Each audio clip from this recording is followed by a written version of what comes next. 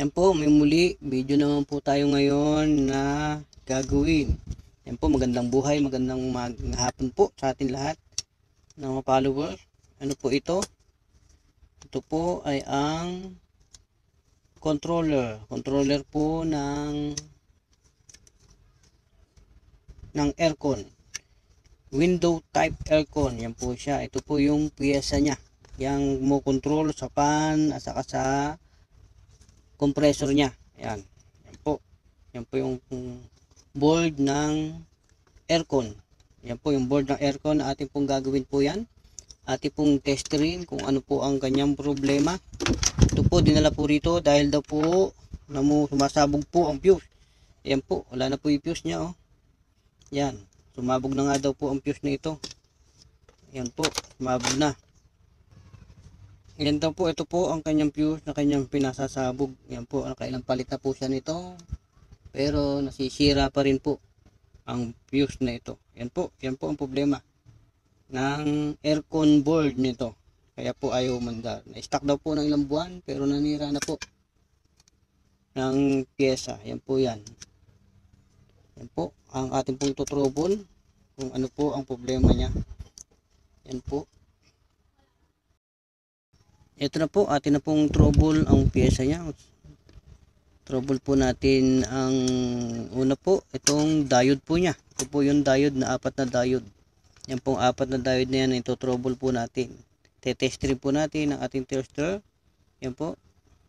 Yan. Tinester po na ating tester yan, mariread niya po yan kung may sira. Yan po. Unahin po natin dito. Yan po. Sign ng positive po ng diode, itong may guhit. Ayan. Pagbaligtad po. Ayan, may problema. Ayan po. Kabila naman po. Ayan. Ayan po, nakita na po natin ang problema ng diode. May mga shorted nga po pala. Kaya po, sinasabog po, nasisira agad ang kanyang fuse. Ayan po. May mga problema po ang kanyang diode. Ayan po yan. Ayan. Ito na po. Shorted na nga po itong diode nito. Ito po yung ating tatanggalin. Ayan. Tanggalin na po natin yan, diode na yan. Ayan po. Ating pong tanggalin ang diode niya sa kanyang board. Ayan po. Tanggalin po natin. Kaya po natin. Isa-isahin po natin tanggalin ang kanyang diode. Ayan po siya. Ayan po. Ayan po. Tanggalin po natin ang kanyang diodes. Magmula po sa power supply yan. Galing po ng power supply yung diode na yan. Yan po yung bridge diode. Pinagsama-sama po ng 4. Yan po. Papunta pong capacitor po yan. Papuntang regulator IC yan.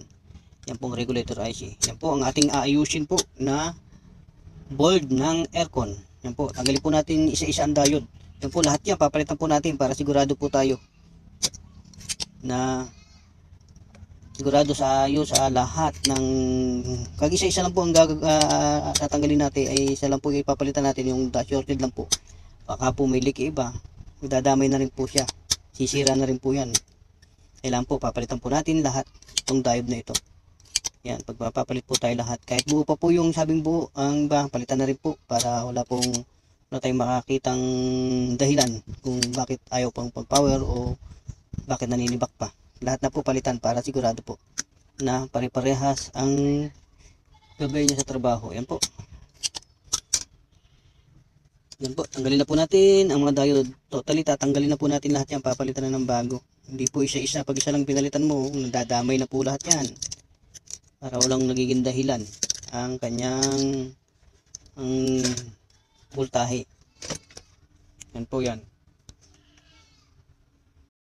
Po, tinanggal na po natin yung dalawang diode. Ito naman po, yung pang-4 na diode ang ating tatanggalin. Yan po yan. Yan. Yan po.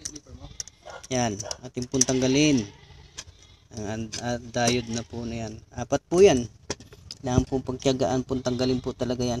Yan po, mga shorted po dito. Yung dalawa. Dalawa po yung shorted dito. Pero 4 na po ang ating papalitan. 4 na piraso na po ang ating papalitan. 4 na piraso. Ito po 4 nito.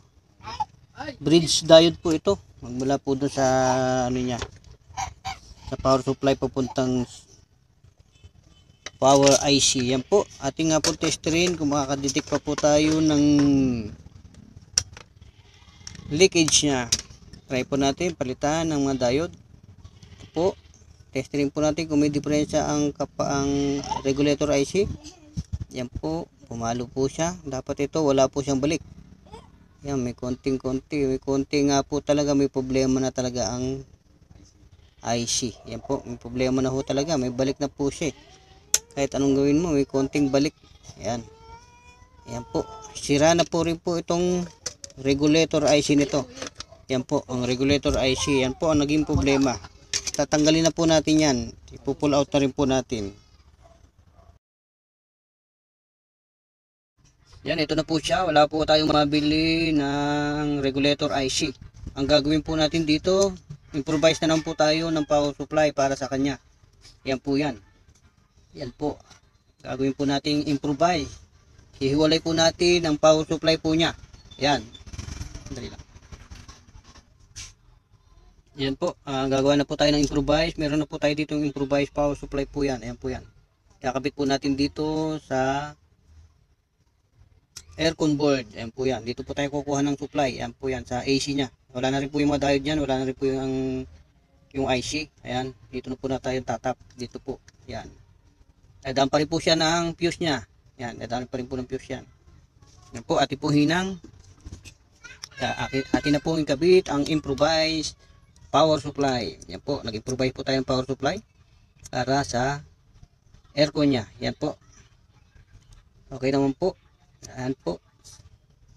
Successful po ang mga ginawa natin ganito na improvise power supply. Ito po yung output niya. Ito po yung positive negative. Ayan po. Ito po yung positive negative. Yan po. Yan. Dahil po sa capacitor. Ito po yung negative. Yan. Ito po yung negative. Nag-sign po tayo. Negative sign.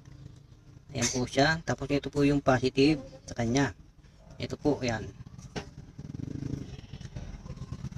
Yan na po. Yan. Ito na po yung fuse na ikakabit natin. Ayan. Sa improvise power supply. Ayan po. Ayan po. Checktahan mo muna natin ang supply dito sa kanya. Improvise supply. Ito po. Bukan po muna natin rektahan ng supply sa kanya. Ayan po yan. Ayan. Tignan nga po natin kung gagana po ang system. Ito po. Gagana po yung system yan. Iilaw po rito yan po. Rektahan po muna natin ang wire bago may kabit sa kanyang aircon. Aha. Ayan po yan. Ito na po ang improvise power supply natin. Testing na po natin. Yan. Ito na po yan. Ayan po yan. Nakakawa po tayo ng improvise na power supply po para dito sa system control. Ito po yan, mga IC niyan. Yan, dadaan po dyan ng controller. Ito, power supply. Ito yung system control para gumana po yung fan o kaya yung compressor sa fan niya po. Yan, para mag-on. Yan po. Yan po, plug po natin. Yan po, kita nyo po ba? Nag-ilaw na po ang... Yan po, okay na po.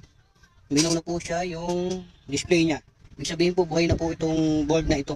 Yan po, pinabit natin improvise power supply. Yan po.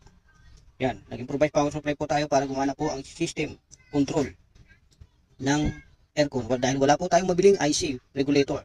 Yan po, nag-improvise power supply na lang po tayo. Yan po, maraming salamat po. Sana po matuto po kayo sa aming mga video. God bless po.